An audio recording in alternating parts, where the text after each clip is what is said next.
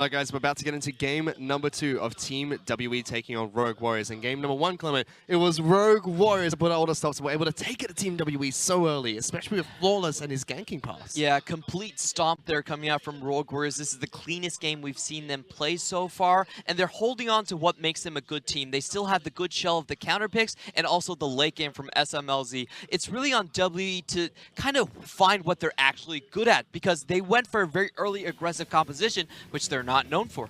No, they are not, and on top of that, they didn't go for, you know, the pushing style that we saw them run throughout Worlds. We didn't see that from them. We didn't see them trying to take it to late game, or potentially they were trying to, but Rogue Warriors didn't give them any breathing room in that match. And I really wonder why Mystic is not picking up on Caitlyn. It's been such a huge pick for him. 16 KD on that champion, has never lost a single game, but when given the chance, does not take it. We've seen from Week 2 and Week 3 WE where they run the shell of Gangplank, Caitlyn, and Galio with the fast push and the Janna. It was working so well for them, but for some reason, they've completely abandoned that composition. Well, I have to see if they try to pull it back out, but what else can we see from Team WE? Because if they could take it to Rogue Warriors nice and early, the same way Rogue Warriors did, we could have a complete switch up on how these two teams generally play. I think they need to make more use of other points on their map. Now, when Condi wasn't with them and Melon was playing, all they were really banking on was kind of the bot lane carrying the game from there. Excuse me. What they were really banking on was Xie having very good performances. But now that Condi is back in the lineup, we've actually been seeing less of that from Xie. So it does seem that Condi has is maybe harder to call over from the mid laner. Like, he's not going to play that puppy style of a jungler for you. But Xie does have a lot of potential. He's very good on the Zoe, very good on the Jace, and in the current lineup, we just don't see that much out of him. Well, we saw that dynamic from the jungle mid lane duo of Team WE, but Doinby was playing incredibly safe in that mid lane. We saw early flashes away from the Sejuani, making sure that he was not taken down, and he was able to get the early shove against Zoe as well, against the minion dematerializer on top of that. There's no excuse for that. That was just a poor read coming out from Xie. He should not have been on the left side of the map. I understand that he was fearing that Flawless might try to gank him in that scenario, but what is Malzahar really going to follow up with that gank? So that was really weird positioning and allowed for very easy play coming out from Rogue Warriors. They're able to successfully shut down the very strong Zoe pick that a lot of teams have been defaulting towards as their main pick in the mid lane. Malzahar picked up by Doinby. Didn't go towards the more supportive style, which he's been doing for Rogue Warriors for some time. Instead, aggressive on a big pick champion like Malzahar. There's so many fronts being thrown out from Rogue Warriors right now. Doinby calling himself the support type of mid laner, but after he did that interview, he actually hasn't picked up a support mid. No, he's actually just counterpicked and killed his mid lane opponent. So they can still do that as well. Yeah, they're just throwing out fronts, and we have to hit on this point again. No losses on red side. If Doinby gets a counterpick, he will win you the game. And he got a counterpick in that match. It was not the last counterpick, so it gives Rogue Warriors 2 factors in that game. Yes, they gave away Zoe, which is a very high priority mid lane pick, but Doinby got his counterpick of Malzahar in the mid lane. Then we saw Mouse get the counterpick of Cho'Gath on the top side of the map. That's 2 lanes going in their favor, and Flawless was able to set bottom lane up for success on top of that. How did Team WE attack this heading into the next draft phase? Because they have to take away something. I feel like they can get kind of a flex pick with the Vladimir, try to bait out picks, because we know both Xie and 957 do play this champion. So if they end up on the blue side, which I'm not currently certain of, they can try to use those flex picks to deny Doinby, like at least deny a double counter pick coming out from Rogue Warriors. We also saw so many targeted bans from Team WE going into this Champions League. Gangplank, Lee Sin, all taken off the table. Kog'Maw a little bit less so. Kog'Maw can be a staple ban, but SMLZ is well known for it. And that left those champions like Jarvan available for Flawless to pick up. It's a really weird dynamic where you see WE on blue side actually banning out the Kog'Maw. That speaks to me like they're actually less confident in their own ability to play that champion, because WE are the ones that started that first pick Kog'Maw. SMLZ played 13 games so far and has had 12 games where Kog'Maw was banned against him. The only time he got the Kog'Maw, he won the game. It's pretty much a ban to shut down SMLZ on his champions, and we're going to get back into Champions League for game number 2 Same bans coming out so far, Clement. Nothing has changed from Team WE or Rogue Warriors just yet. Again, Lee Sin taken away from Flawless. Mouse will be denied his gameplay. Rogue Warriors, they're taking away the Galio. Azir has been taken away from Seer as well.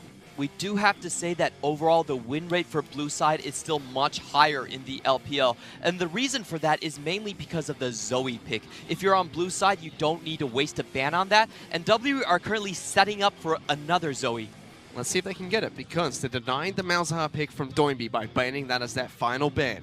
Kog'Maw is still left up and available, so now, do they ban Zoe? The answer is yes from Rogue Warriors. So they definitely understand why blue side is so strong in the current meta. It's because you have a super overpowered pick in the Zoe. And Rogue Warriors read that trap, ban it out, don't want to deal with it. Which is a smart move coming out from Rogue Warriors, but what did Team WE do now? Do they go towards that Kog'Maw pick? Do they pick up the Jarvan? Oh, and Jarvan's the lock-in for Condi in the jungle.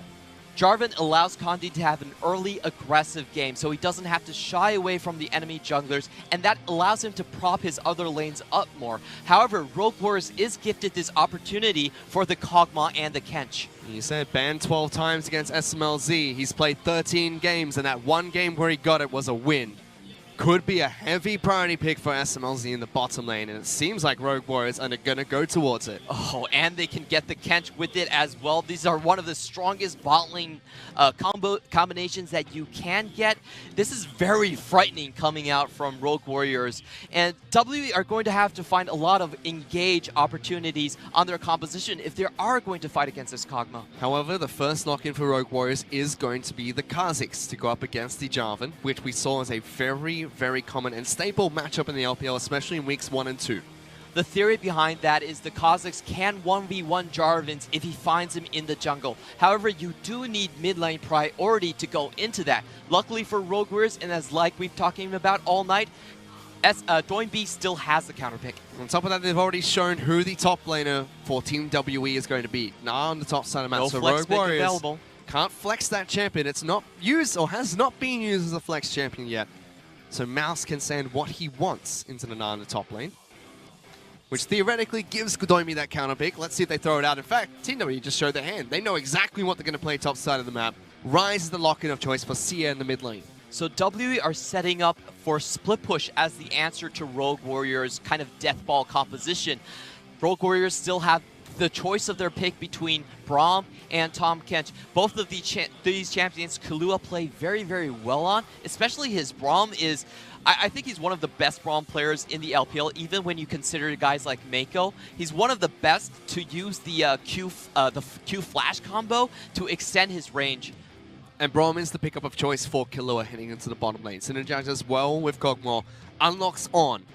Rogue Warriors do have first pick. They can go for the on into the Nar matchup if it's not banned out by Team WE. On top of that, a very good pick into Kog'Maw, denying that away from Team WE. That's a very good point to pick up. The reason why you take Braum over the Tahm Kench a lot of times is because you can counter out the Ornn from the enemy team, and you can save it for yourself. However, double 80 carry bans coming out from Rogue Warriors. Caitlyn, as well as Xayah, taken away from Mystic, two champions that he is well known for. And what does this leave Mystic on? We know that he's not very much a Varus player, did pick it yesterday when there were no other champions, but he doesn't really show he hasn't had a good showing on that champion yet. Ezreal is a potential pick that Mystic can go towards. Known for the champion pick, Doinby gets two bans thrown his way. Karma, as well as Orianna, two very supportive base champions in the mid lane.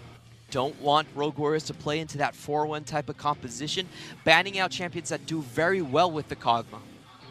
Now, Rogue Warriors get first pick of choice. You'd have to think that this should be Mouse's top lane pick.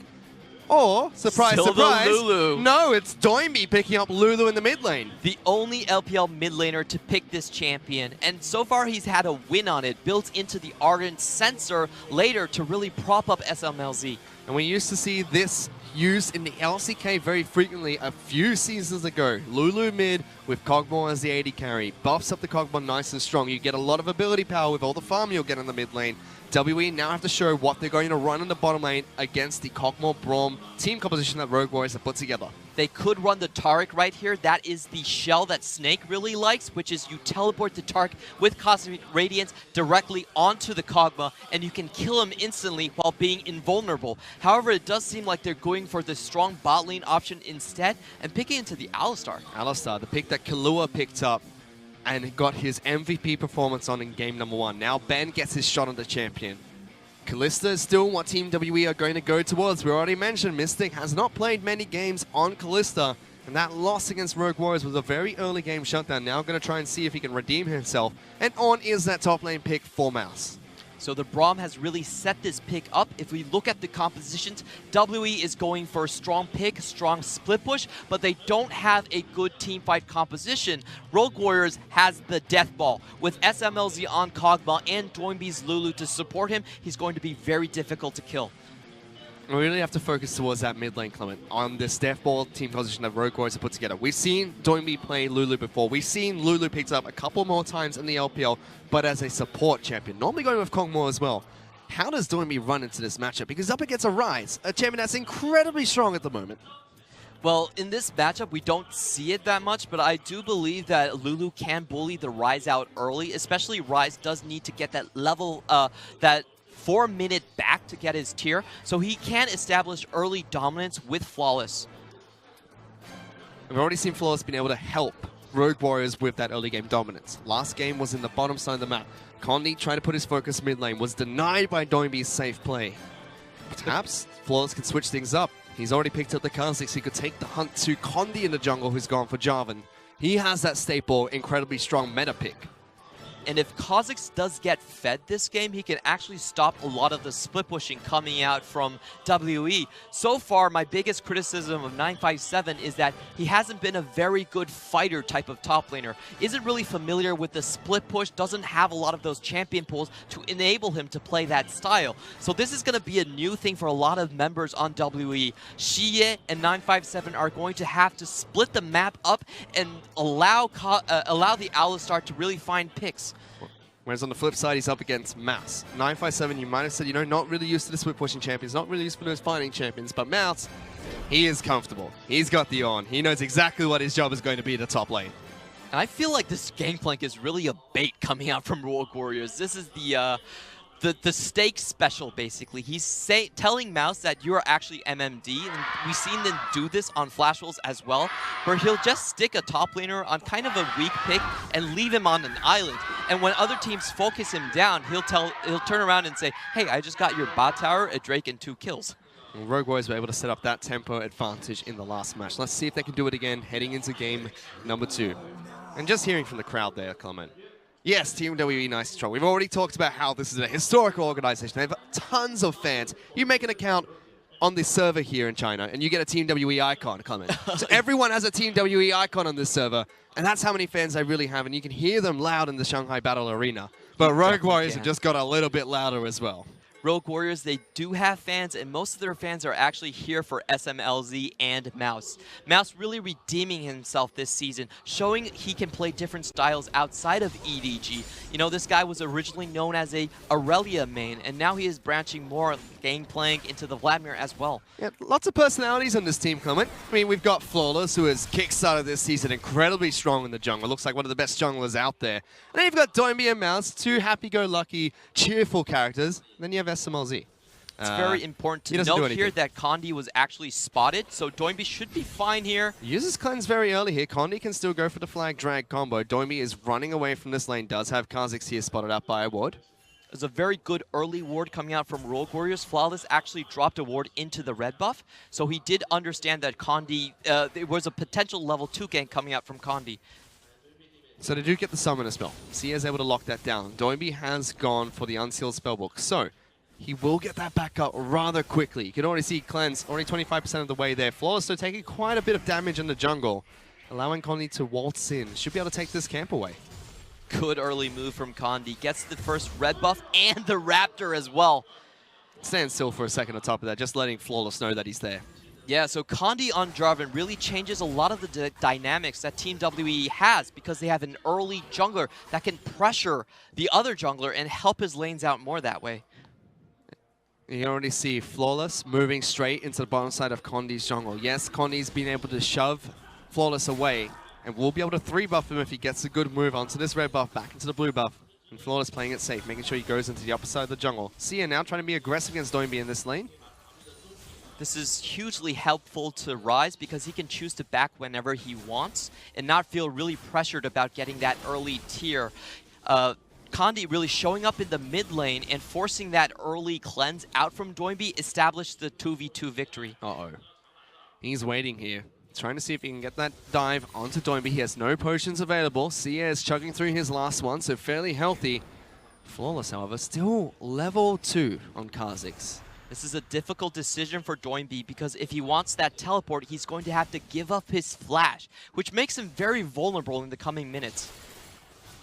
He can wait out a little bit longer. The cleanse is coming back up. He's still trying to farm up in this lane. So, from that, Sia's been able to get a small CS advantage for himself. And, as you mentioned earlier, Clement, Lulu could have tried to bully out the Rise early on. However, with that gank, Doinby was stuck underneath his turret and gives Rise that free back to pick up the tier. Condi has really good read on the map so far. He understood the reason that WE's bot lane collapsed in the first game was because Doinby had priority. And Condi is not going to let that happen again. Early push for Xie forces out a summoner, allows him for a good back, and just establishes dominance. So already that, Team WE have been attacking the mid lane. Yes, no kills were picked up, but it's the pressure coming out from Jarvan and Rise that have been able to lock down Flawless. He's still level 3, trying to farm the bits and pieces of his jungle remaining. Doinby as well, forced to take a bad recall here. Has now picked up the teleport, but Sia, level advantage, CS advantage, and the shop advantage at the moment. It's really interesting about Doinby's choice of runes, even though we just kind of skipped it. He is bringing jungler type of runes, taking into the Water Walk and Celerity. So his thought process is really to push in this mid lane and cheat to the bottom side whenever possible. So I have to keep track of that. Doinby could be roaming around the map. You can see him speeding through the river just then, still trying to trade aggressively at Sia. Does nothing at the moment, his combo. We don't see water walking that much, but it does give you 25 move speed when you are standing in the river. So basically free boots. He was able to put a couple of wards down. He's going to head back to base here after shoving in a minion wave to CS turret. Mystic goes home, swaps out his heal for a teleport, gets back into the bottom lane, pick up a Vamp Scepter for himself. Oh, Flawless not checking for the zombie ward. This is a very common play currently, especially from Jarvan, who does take domination first. Throws down the ward in that brush just behind red.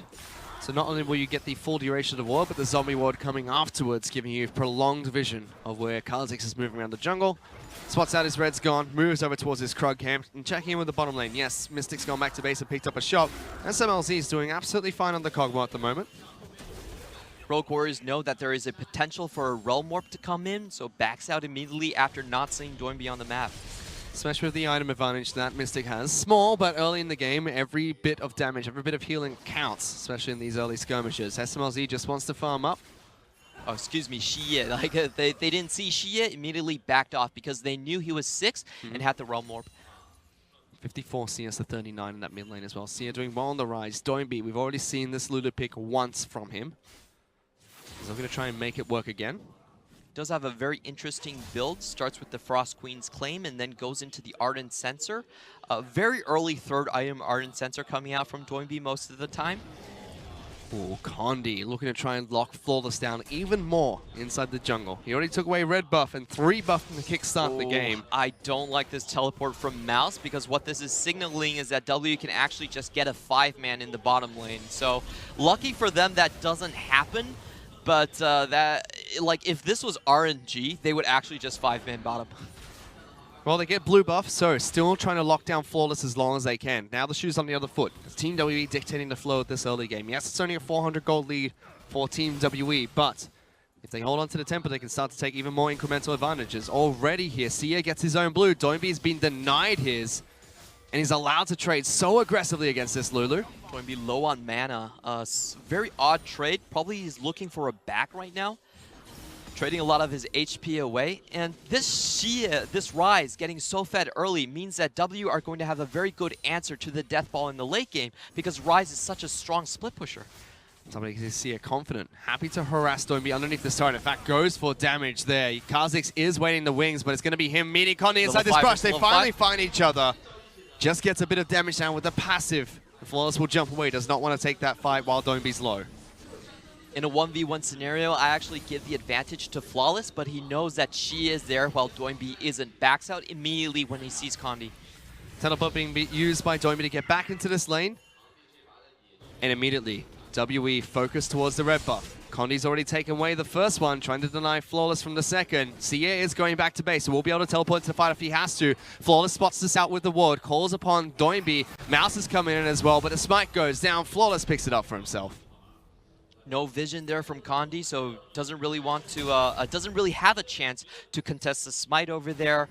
So far, though, Condi has been taking full control of the enemy jungle. There are no ganks coming out from Rogue Warriors, and this is a style that we haven't seen Flawless really be able to play, or we don't really know what his playbook is when he's pushed in so far. And even though Rogue Warriors are the ones that are being pushed in, even though Flawless is set behind, they should be fairly comfortable knowing that SMLZ has Kog'Maw. They have the Lulu in the mid lane as well. If this goes to 35 minutes, how does Team WE keep fighting them? They just need to put the Rise in the side lane, and there's actually no one that can bully out the Rise. Lulu isn't going to do it. Mouse is not going to do it. They're going to have to use a combination between Flawless and Doinby to really pinch one of those split pushers and kill them. But right now, the two people that are pressured the most on their composition are also these two people that can prevent the split push. On top of that, you can already see Doinby is just being hammered down this mid lane. Negatron Cloak was already picked up for Rise, so now Lulu does next to no damage against him. Meanwhile, Mouse fancies a fight on the top lane. Is going to get the knock up onto 957, who's still in mini Nah. Good damage comes out from the On. We have seen Xiang being able to secure 3 solo kills against Dinar, but that was when he was actually taking, I believe it was Airy. He needed a bit of extra damage to do that. But I said it's unsealed spellbook for Mouse, so he can teleport across the map and change that summoner spell if he needs to. This is Rogue Warriors here, looking to go for an aggressive engage. Flawless is here. Ben going to take some damage. Pops his ultimate nice and early. They lock down the Alistar even more. Condi is trying to jump in. Mystic pulls back. Ben throws him in. Double knock up. Not going to come through. Stopwatch use. SMLZ's going to get exhausted. Uses his own stopwatch. Comes back up for the fight. Rise and Doinby coming in for the fight. Trying to get good damage up towards this Kog'Maw. They trade kills. Support for mid laner. And Rogue Warriors on the retreat. Flawless will jump away. Condi can't find that second knockup. But it's just a trade between the two teams. That was perfectly fine for Rogue Warriors. The first Drake is a Mountain Drake, so not an entirely huge loss for them either. The big point about that fight was Condi wasn't able to secure a single knockup. SMLZ didn't even need to use his flash. Doesn't even get one there as well, and SMLZ wants to one-on-one him. He's going to try and take him down. Stopwatch keeps him alive. Sia diving through the turret. He's forced to use his own Sonias, but it's not going to work. Sia's in trouble. Big team fight picked up by Rogue Warriors. Double kill coming out from Mouse, and a perfect teleport situation there, right there for him as well. Condi, I felt like he went a little bit over aggressive. Not hitting the knockup on SMLZ meant that he couldn't secure the kill.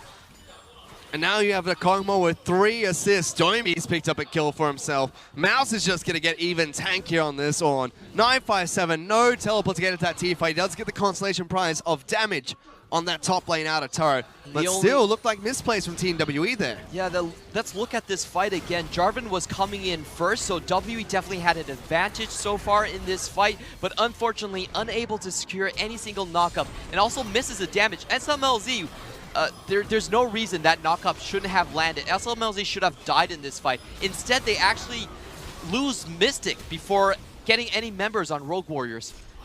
And they're able to kite through this one. Condi not getting the second knockup, but they set up for another.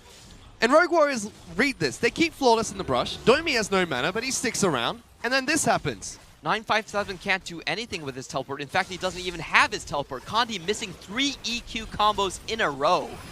You see Rise flash forward for that, but Flawless is close behind. Sia tries to get out of there. Not going to work. Mouse just pinces him. And disaster for Team WE. They were dictating the early flow of this match. Now gold is dead even, and you have to think Rogue Warriors are starting to turn on the heat here. Just 12 minutes into the match, Kog'Maw already has a Blade of the Ruined King. Looking fine in that bottom lane. Athene's Unholy Grail picked up by Doinby. An interesting pickup from SMLZ right there. They're trying to go for a pick on the Seer. Ultimate used by Domi, but it just knocked Rise down to below half his health. That was a lot expended to take someone down to half health. I wanted to talk a little bit about SMLZ and his item pathing. He's actually going for the Blade of the Ruin King.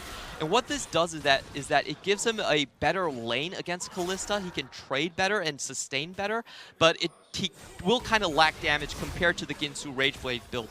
Yeah, because Grinsu's Rageblade, and we do see a fight here, so let's look at that first. Already throwing in the Elsa. A lot of damage onto Killua, but Mystic was in trouble. He misses the Winter's Bite. Mystic's going to be able to get out of Condi. Slides in to pick up a kill. Locking down SMLZ as well. 957 bops on his head. Double kill picked up by Condi.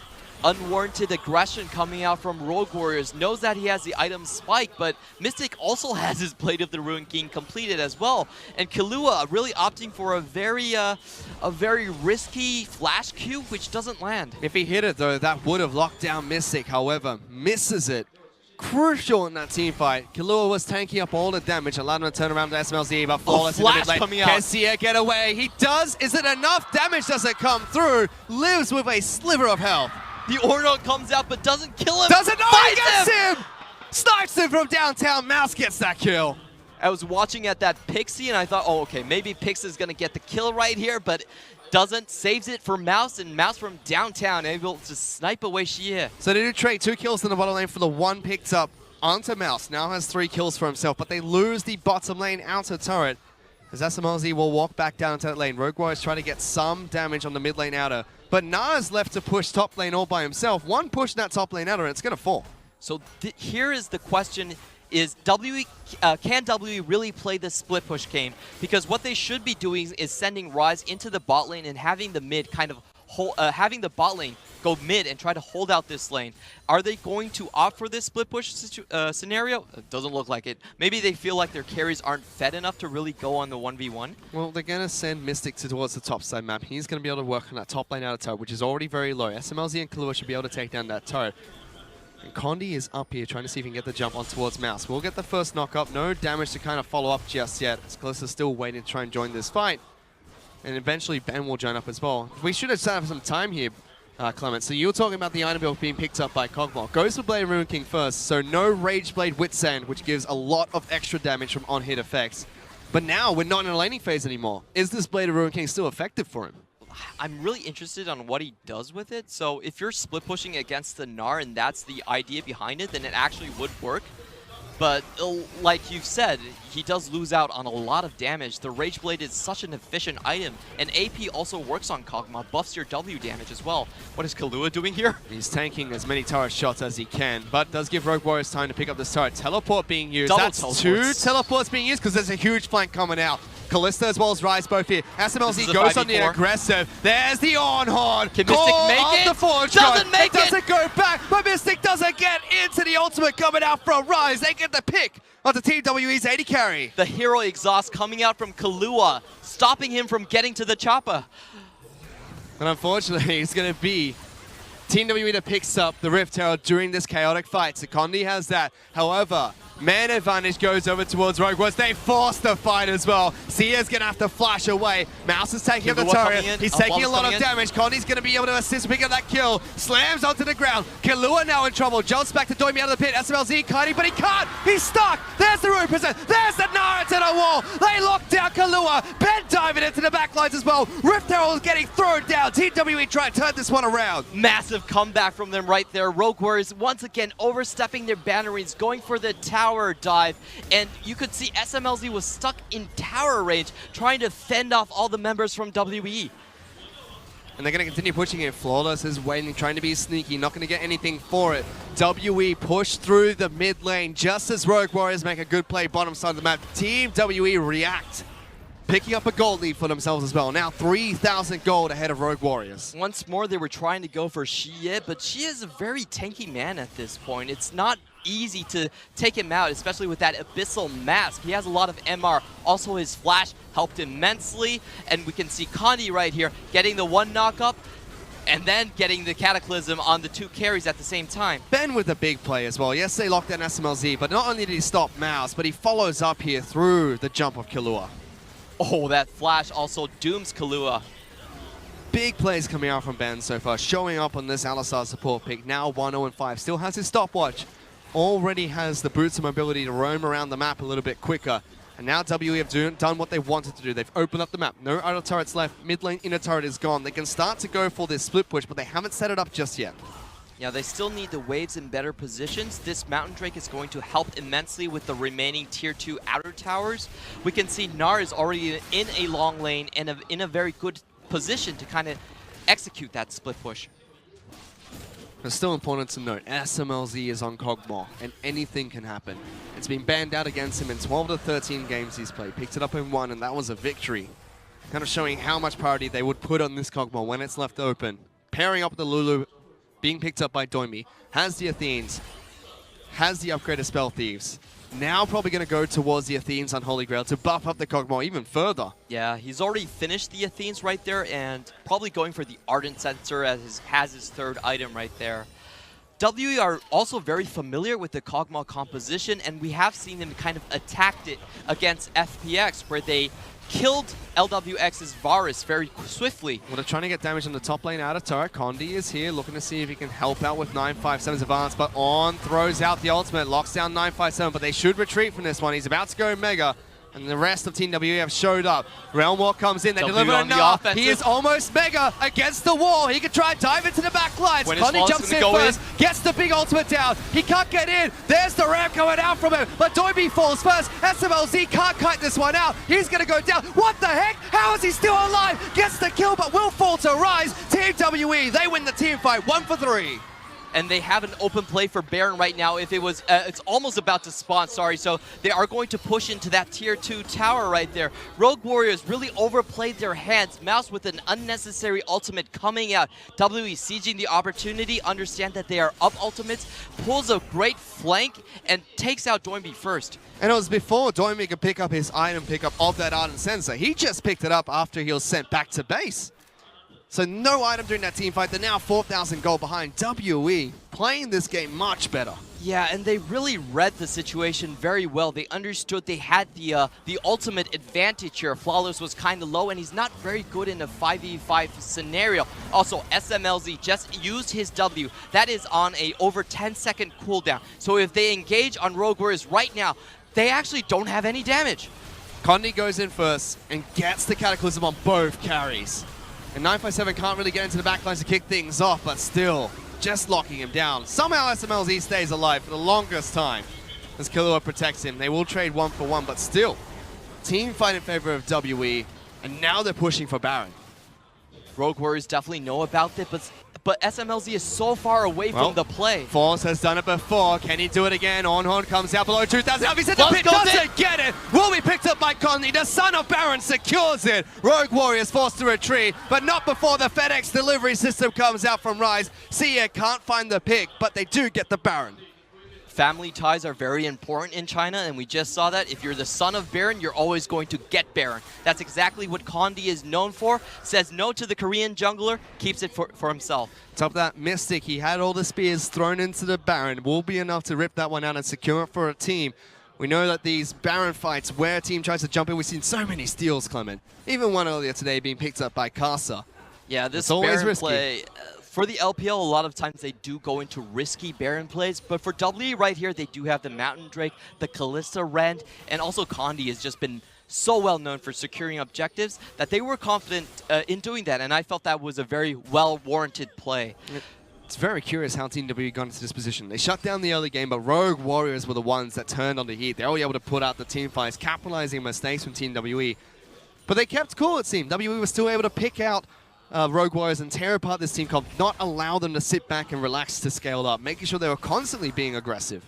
Rogue Warriors has really overstepped too many times in this game. I would say there's about 3 times where they made good plays, but then followed it up with horrible calls. So being too greedy, taking too big of a bites for them to really chew. And they're going to try and force a fight here. Important to note that Rise is on the top side of the map. He can't join this one, but Mouse can't find the ultimate. Can't lock anyone down from Team WE. Allows Team WE to continue doing this, which is what we expected to happen. Split pushing with Rise top side of the map, 957's on the other. Keeping the rest of the core composition close behind. Rogue Warriors needs more time to scale. This composition right now with this gold deficit, they're not going to win unless they hit like 35 minutes or something. So they should just give up everything outside the high ground. That didn't seem enjoyable for Doinby either. Lockdown underneath the top lane inner turret takes so much damage, but they're trying to get the flank with Flawless. Waiting away from Vision to get the jump onto Sia. Sia has Zhonya's, has his ultimate, so he can escape from these ganks. They have to be quick. Get spotted out. And Sia says, you know what? I'm going to stick around for this turret anyway. No pressure at all. Allows WE to start to chip this bottom tower. Good damage coming out from SMLZ. Chips down Connie, but it just defends the bottom lane inhibitor.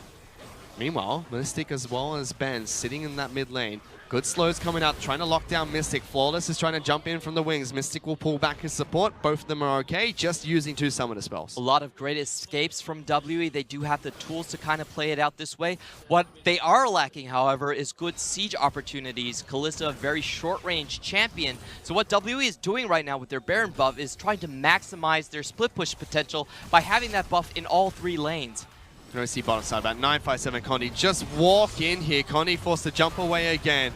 Ultimate comes out from Mouse to clear the wave and threaten them, but that bottom lane inhibitor turret, it's already been 1 down. 1 more push should be enough to take it down.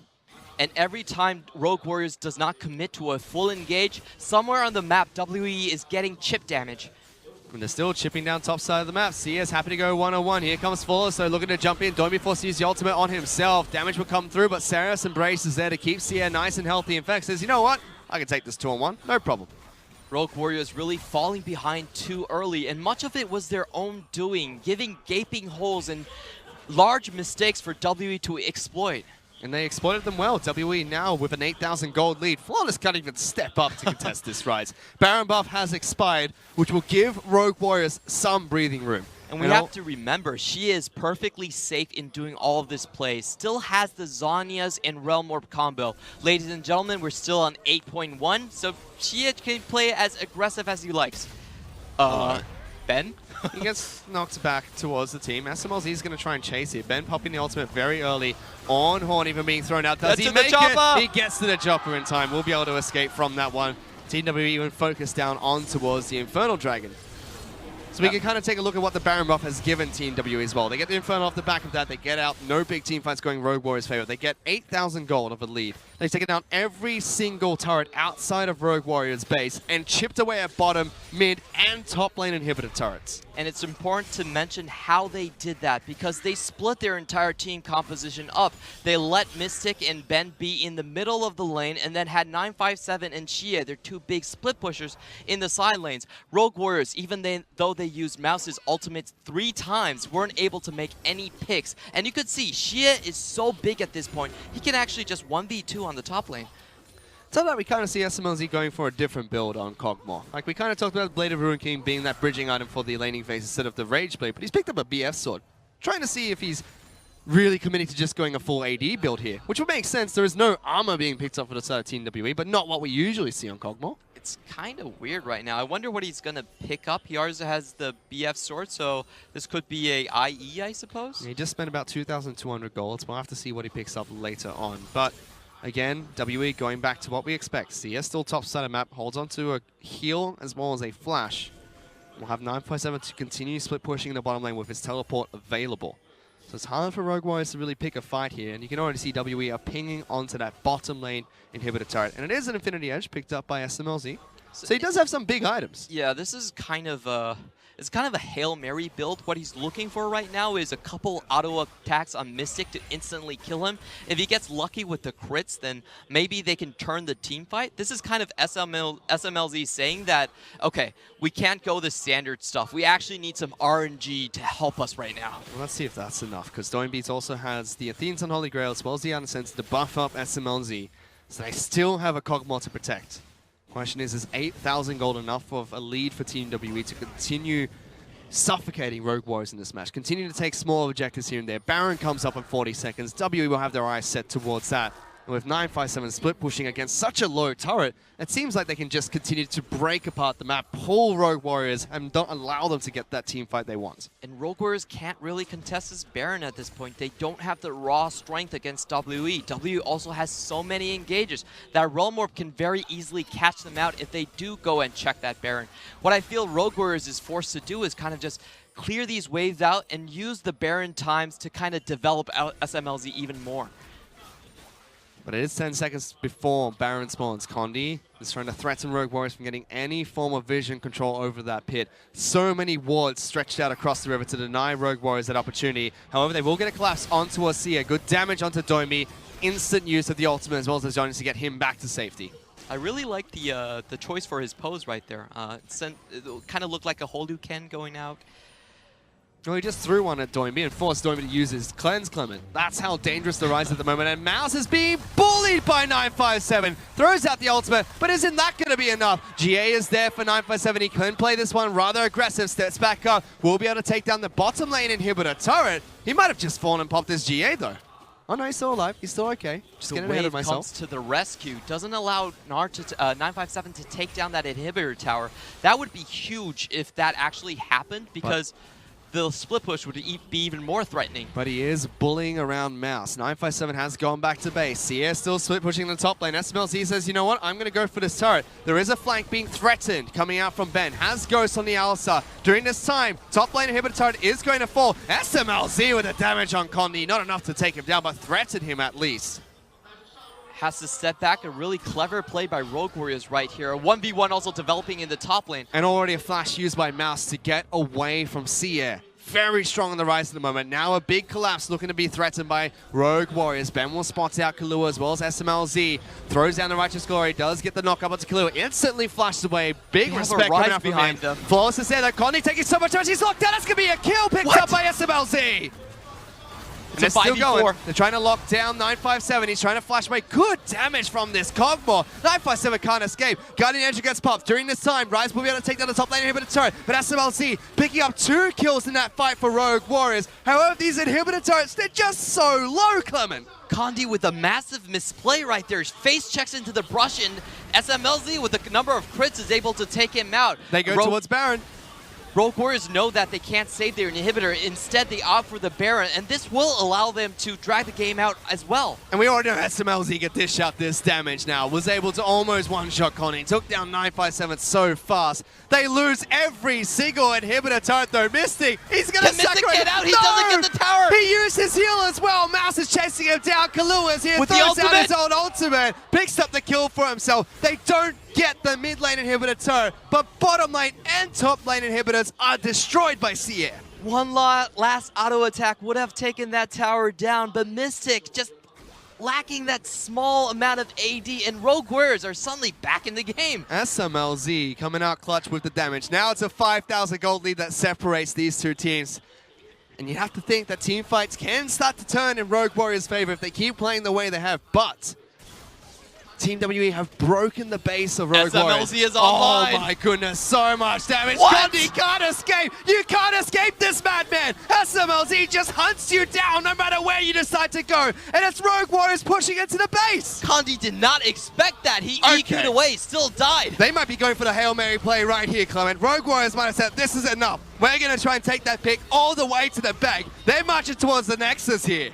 This is a 5v4. Condi is still going to take 27 seconds to come back. Good damage on towards Kalista. Gets knocked up. Ben popping his own ultimate. SMLZ, look at that Cogmore. Kai, and no, he can't. He Kai. 957. You can't do anything. SMLZ's a madman still. Gets damage onto the Nexus Good wave there from turrets. Xie. What the heck, Rogue Warriors? They're going for more. There's the initiation from Ben. Doesn't get SMLZ. Mystic's a touch. He flashed forward. SMLZ's an absolute god. Sia's the only one left up. He's killing everyone. They have done it. They're trying to lock down Sia. Only one Nexus turret left alive. They're fighting against minions that are pushing into their base. They don't have their own. Can Rogue Warriors dish out the damage they need? They don't have any minions here. It's going to come down to Condi and Xie versus the world. They're grouping up. Sia's trying to get in. Cataclysm comes down. They Still need left SMLZ. alive. SMLZ turns on the Sia. He gets good damage down. The turret's been destroyed. The Nexus is left bare. They turn it back Xie in. flashes Here comes away. the on. Rogue Warriors have done it. A phenomenal comeback against Team WE.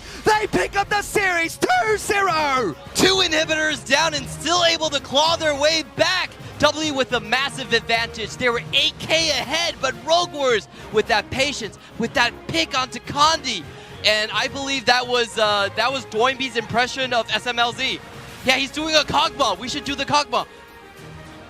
Oh my goodness, Clement. How did that happen? That was one single mistake coming out from Condi to really allow Rogue Warriors to secure the Baron. Xie and Mystic thought they could take out the base, take out the inhibitor towers, but they were caught out. One last auto attack, and Mystic died for that. Never count out SMLZ's Kog'Maw. There's a reason why this man is undefeated in the champion. 100% picked and banned in all of Rogue Warriors games. If you take that into calculation, 95% of the times the enemy team bans out his Kog'Maw. And I would say 95% of the times his opponents were right. You cannot let him get onto that Kog'Maw. It is a win condition in itself. And that was such a smart way of itemizing as well. Knew he had to go for the kind of crit damage to catch people out with his the tons of damage coming out, and also the support items from the entire team, keeping him alive. Rogue Warriors catching them out. It was Xie that was destroying the base as well, Clement. Top lane inhibitor down, bottom lane inhibitor down. Mouse was trying his hardest to hold on, but he couldn't. Coaster. My goodness, turned back the game, and really, Rogue Warriors, they impressed us in game number 1. They were able to tear apart Team WE, and they were able to look at Team WE while they took every single objective in game number 2, while they destroyed Rogue Warriors' base, and slowly told them apart and said, you know what, we're not afraid. Condi had such a good early start to the game as well. He propped Xie up for success. He took away all the strength from Flawless, but it wasn't enough. It really came down to late game. Just 2 misplays from him costed WE the game. That face check into the brush where SMLZ was waiting for him, and also not respecting the damage, getting caught out in the middle of nowhere. And again, both games didn't go as we expected. We thought this would be long and drawn out. We identified the weaknesses that came out from these two teams. Game number 1, Rogue Warriors surprised everyone. Game number 2, they surprised everyone again, but this time they did take it to late game and picked up the win there. I'm laughing right now because the cameraman is tagging SMLZ. They're checking in on him backstage, and SMLZ is looking at the Twitch chat. He's like, how did they rate my performance right there? And even though he just picked up a monstrous game there, SMLZ on the Kog'Maw, still, as always, no expression whatsoever. That man is cool as a cucumber. But to break down that phenomenal series, let's send it back to the analyst desk.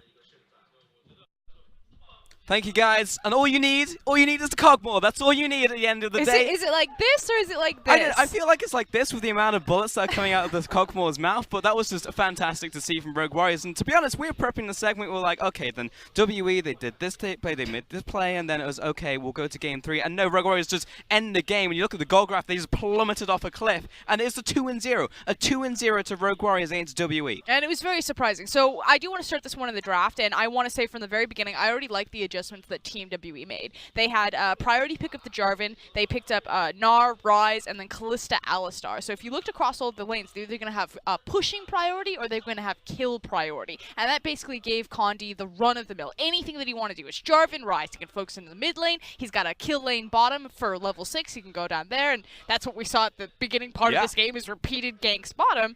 But then there's also the small things. The fact that it was a priority pick of Jarvan, and they thought that they were strong enough to give away SMLZ's Kog'Maw. Like, you have Mystic and SMLZ. Both these guys are legendary Kog'Maw players, and you did take the gamble, and I respect Team WE for doing it because I feel like they did have the necessary tools to take the dive, but in the end, it actually really wasn't enough in terms of execution. Now, that was very much foreshadowing for, like, the end of the game, but let's take a look at some of the plays that WE did make throughout that game, because we were looking at this one, it's like, WE are actually doing pretty well. Yes, it's going and devolving into very much of these team fights, but yes, it was an overstay of an overstay of an overstay, but WE still win the fight. So the big thing here is that the two beneficiaries of all of the plays that have been happening bottom have been the Ornn and the Jarvan. As you can see at the beginning of this replay, Ornn is dead. He's the dude who has 3 kills in all of their gold, whereas Jarvan just then immediately gets to jump onto the backline, and now suddenly Ryze has all of these kills. So Team WE from kind of a very chaotic early game, now come into a mid game with a very strong Ryze and a very strong Jarvan. Fast forward now to this top lane skirmish. That Ornn ultimate, again, all of the gold was used from like 2 football fields away. It tags 9x7, it does nothing. And now a perfect Ryze ultimate puts everyone into the backline right on top of that Kog'Maw. Doinby is forced to use the Lulu ult defensively, and SMLZ just gets smashed. And from here, I'm like, I guess this is case closed. Like, Team WE are just team fighting better. Because the composition's broke down like this. You've got the Kog'Maw, and then you've basically got like 20 goalkeepers in front of him. actually, let's do football. He's the little quarterback. You've got his offensive line in front of him, and basically Team W are just blitzing with all of these dive drills. They're throwing the Gnar, they're throwing the Rise ultimate. They've got the Jarvan that can get back there, and it looked to work out. But then, like Clement said, literally just random picks. I went back, I looked at it, I was like, is there any way that you can explain any of these mistakes? You know, maybe it was a trick around the vision or a setup, and yeah, it was a trap. But ultimately, it was Team WE just making very basic vision mistakes that actually just cost them the game. Clever itemization from SMLZ, don't get me wrong, and the composition works like that. Sure. But Team WE just shouldn't have been there, otherwise they would have won that game, and we would be going to Game 3. And you're 100%, it was fundamentals. That was the problem. It was fundamentals coming in from Team WE. And now this was the question that we said at the start of the day. Which conference is stronger? You would expect it was the heavy hitters coming out from the West, but what was it actually? It's currently East. East are currently tearing it up. Yeah, and it's just kind of a different surprise or a mentality. From RNG, we had a very controlled, macro game, and then from Billy, it was the strong, big 5v5. They tried to draft a skirmish, 3v3, 2v2, couldn't execute on it, fell down. Rogue Warriors versus Team WE. Rogue Warriors hit fast and hard. They come out immediately. They make very early game plays against Team WE, and then in game number 2, it's kind of that same mentality. Yeah, it's a little bit slower, but they're just able to outthink WE, setting down a trap. So it just feels like our heavy hitters are losing on a macro level, and that feels really bad right now. Yes, it does, but it also feels very good for East because it means we have more contenders. It's like this has very much been a 4-horse race, maybe a 5-horse race if you include IG this is now into like the a conversation. 14-horse race. It absolutely is. Like Vici and TOP are the only teams really yet to see that, but Vici are now evolving. TOP yet to see it from them, but literally everybody else, RW, JD, Suning Gaming, all of these teams now in the picture for even a playoffs run if they maintain this momentum they're coming out with before Chinese New Year all the way through the rest of the split, including cross-conference. And that then means that when we looked at teams, at the very top of the day that we were talking about, like the TOPs, the FPX, the OMGs, and we're like, if you take FPX and OMG, they're probably just in the harder group. If you move them over into the Eastern Conference, you're looking at a first-place team. Now, after seeing RNG and Rogue Warriors bounce back, I'm unsure of that statement. I don't know if they have the consistency to do that. And the thing is Rogue Warriors, coming into this, I thought that was correct analysis because I hadn't seen that much growth from the team. It seemed pretty stagnant. Yep. They were reliant on the same picks. I love the fact that Team WE, banned away the Lee Sin, banned away the Gangplank in both games. I think they were absolutely necessary. But Rogue Warriors just showed that other dimension that we weren't aware was there yet. Now we finally have tape of it, and now we can finally have expectations that they are not just a 2-coin composition team. But they did put their money where their mouth was because Doinby was talking about, hey, I can still play like the Karmas, the Lulus to support SMLZ in the bottom lane, and it's SMLZ who is set up for success. And in fact, he will be taking the MVP in this one. He is our man of the match, and SMLZ did 49% of the team's damage, but he was very much set up by the team to do so. Yeah, do not give this guy Kog'Maw. And like you said, set up by the team. We had a Lulu, we had a Braum. I do want to give a lot of credit to Doinby too. I thought taking the river walking keystone on the Lulu, and you saw him very early on in a lot of those skirmishes that were happening around SMLZ on your screen. Lulu was actually getting there first over Rise, despite the fact that Rise, has a semi-global ultimate to help get him into position. It was Lulu that was like right there coming across out of the river. field, yeah. No, and honestly, good stuff from Rogue Warriors. Like, if they can continue this now, they can become a very real contender. They're actually living up to the... They're already a contender. Well, yes, they are a contender, but now they're living up to the name that they had before. The Chinese community was saying, this is a super team. We were like, really? Like, you look towards FPX, and now FPX have kind of stagnated, whereas RW coming together and actually coming up and competing with the top teams. So we will now get to see that against the rest of the teams. As we take a look at the standings now, we can see all the rest of the teams in the Western Conference that they will be able to play against, including EDG. You can see Snake as well, by the way, who are also in the conversations for a top-of-the-table team. Yeah, and just pointing out that Rogue Warriors have now leapfrogged over JD. Unfortunately, JD did not get their chance to prove themselves and play today, so Rogue Warriors now taking hold of second place.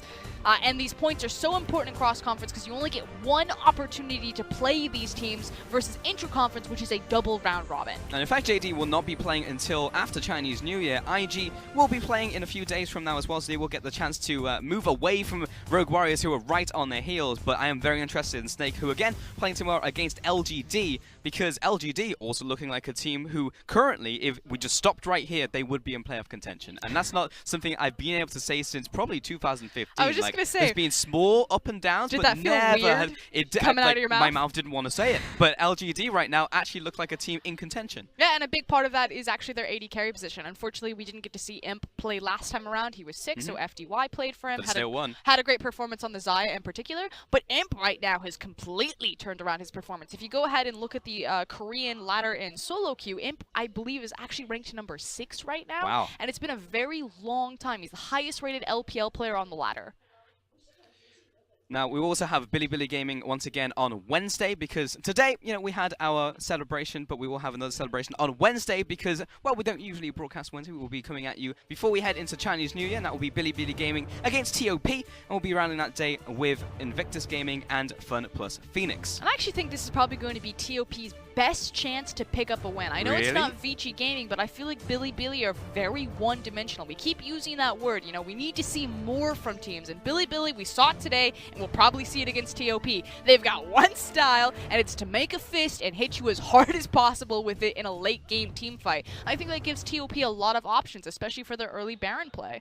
I mean, as the famous saying goes, I'm more afraid of the man who's practiced the one punch 1,000 times, and they throw that punch very well. Like, Billy Gaming will win a lot of those team fights against better teams because that is their play field, right? So, TOP, if they can fight them on that, then all power to them. But I feel like that even that is a difficult matchup. I thought you were going to say Vici Gaming, that's probably the best opportunity for TOP. But Vici Billy, can't I mean, fight. if they can do it, okay, fair. But, like, Billy, I feel like they can still take games against some of the even strong macro teams we now have in the East Conference. I just think it's a very risky performance, and especially in the LPL with teams that are so strong at 5v5ing, to take these games late enough where you are getting a 50-50 and so much of it is reliant on execution of draft. And we saw it today by multiple teams, both top of the table and middle of the table, that even when you give them or you feel like they've outdrafted, they kind of fumble the execution a little bit. So there are still a lot of holes in the LPL, and I feel like it is really anyone's grab. And I actually don't feel too bad about TOP's chances across from Billy right now. At the same time, I do want to take a second to talk about IG versus FPX, because this is the first time we get to see FPX face the Eastern Conference. Now, we were saying FPX, if they were in the Eastern Conference, maybe they would look like a top-of-the-table team. They are now facing the top-of-the-table team in IG. So, yes, this is very much a test. I would say this is one of the matches they're more likely to lose, but when you look at the rest of the group, those are the matches they can take. However, if they start strong here, then great. But FPX, this is their first real test. And maybe I have a bad read on IG, but I'm actually not very afraid of them right now. We've heard from Rookie in his interviews that Invictus Gaming are currently trying to change up their style. They're moving away from Rookie feeling like he needs to be that hard carry. He's moved to champions like the Galio, a bit more of a secondary support, and he's giving more of that power to the Shy or to Jackie Love in the side lanes.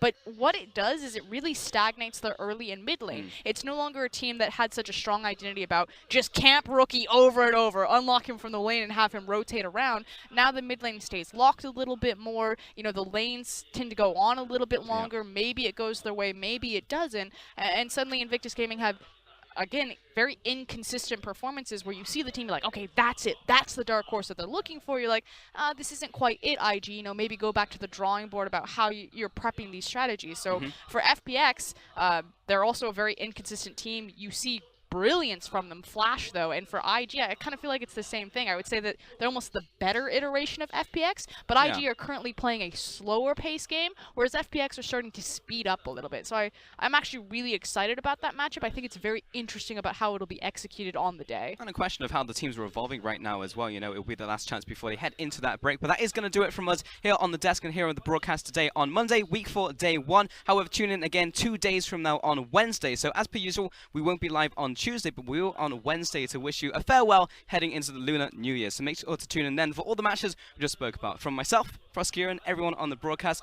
thank you for watching, and we'll see you then.